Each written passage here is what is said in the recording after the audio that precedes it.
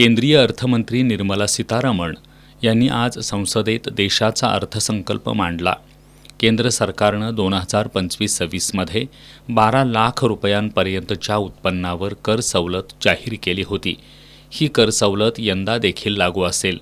यामुळे 12 लाखापर्यंतचं उत्पन्न आयकरमुक्त असणार आहे।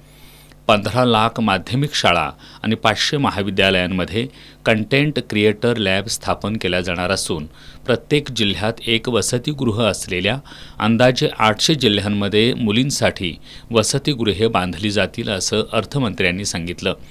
पशुपालन दुग्ध व्यवसायासाठीचं अनुदानही वाढवलं जाणार आहे। 3 आयुर्वेदिक एम्स उघडण्याची घोषणाही या अर्थसंकल्पात करण्यात आली आहे।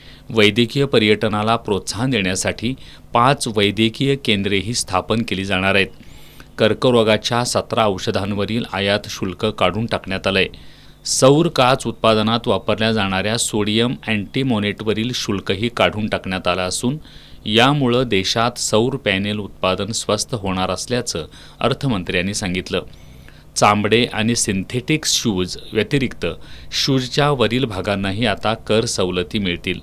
निर्यात वस्तू तयार करण्याची अंतिम मुदत 6 महिन्यांवरून 1 वर्षापर्यंत वाढवण्यात आली आहे।